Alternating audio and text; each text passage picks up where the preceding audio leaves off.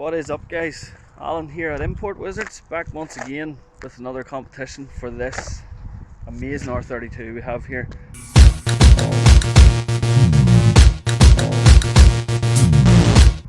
I was just going to speak a little bit about some of the reasons why this is a really cool R32 and show you a bit of a walk around video, a bit of driving, and yeah, show you just some more about the car.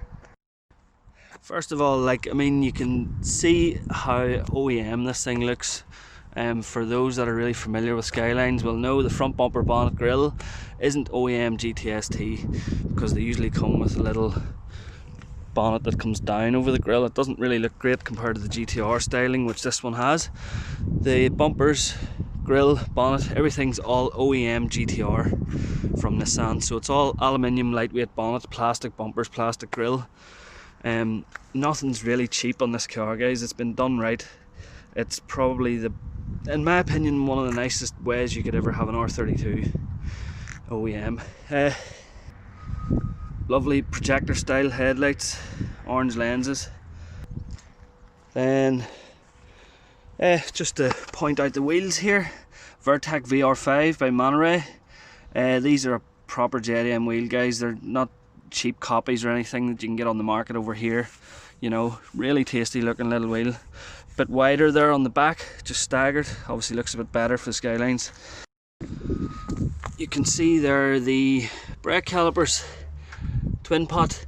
Those are they're actually standard on the GTST Type M. So the GTST Type M was basically Nissan's best rear-wheel drive R32. It was the top spec rear-wheel drive R32, just below the GTR, obviously. Like I said, you had the brakes, the bigger brakes, the twin pots, the front singles at the rear. You had the HKS, which is four-wheel steering system, same as the GTR. You can actually delete that if you want. It's like 30 quid for a lockout bar. Also came with an LSD from factory, which is pretty cool. You know, this one really has it all. Then of course, just coming around to the back, it has the GTR wing, which I think makes it look awesome. It really sets it off well, as you can see. Nice APEXI exhaust, full stainless the whole way up. Just try and get an underbody shot for you here. Paint peeling a bit on the petrol tank, but that's okay. Super clean, guys, super clean. So just a quick look in the boot area here. No plastics, as you can see. Personally, I feel like it's actually not a bad way to have these because you can keep an eye on the water, the moisture and stuff getting in. Obviously you don't want any of that, and the air can circulate around and keep everything nice and dry. Just there, let me just get a torch on here for you. There we go.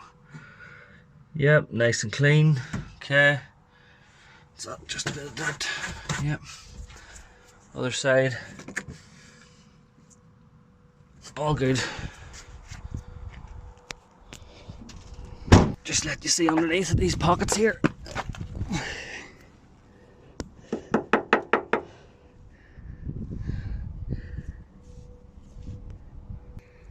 Just the other side there quickly.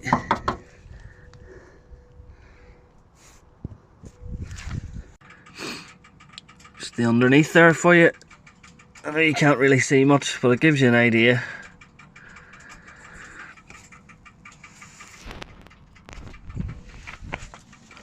Other side. Just the other side there. Again, I know you can't really see much here, but it's good. Guys, for anybody that knows their R32s, you will understand how difficult these are to get in this condition.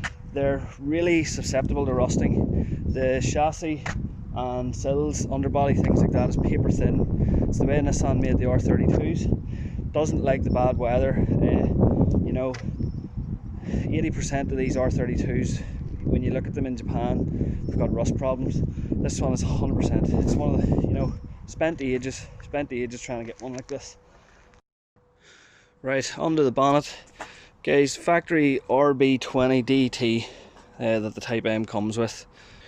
Really the only thing you could probably add to this is the plastic cover that goes over the coil packs, but on a lot of RB20s that's actually removed just to let a bit of heat out and a bit of cold air in. Factory red pearl metallic, so yeah, nice and red under here, all original. The strut tires are perfect, no rust whatsoever here, guys. Completely original, has never been touched.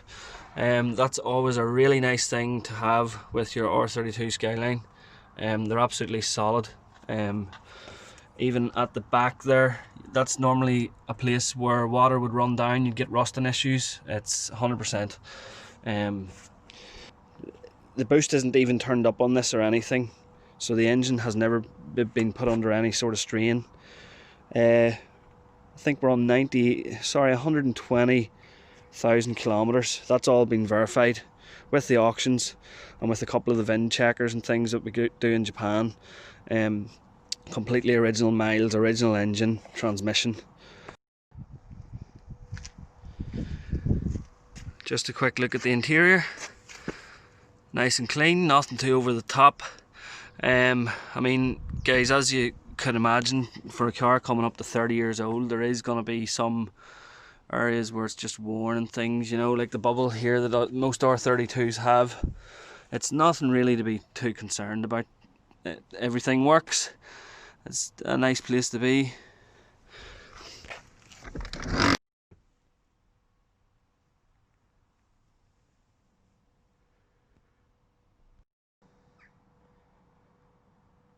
Nice little NARDI Personal Steering wheel. Trust gear knob. APEXI boost gauge. What more do you need, really?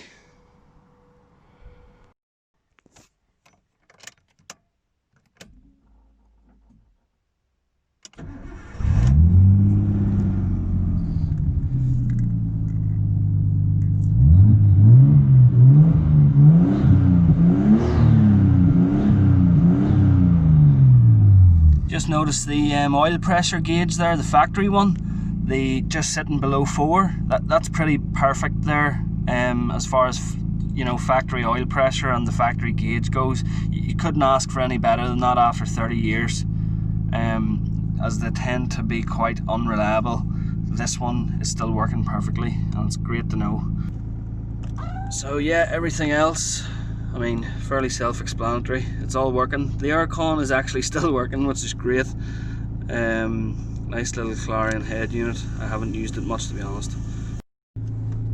Yep, I think we're just about ready to go for a drive.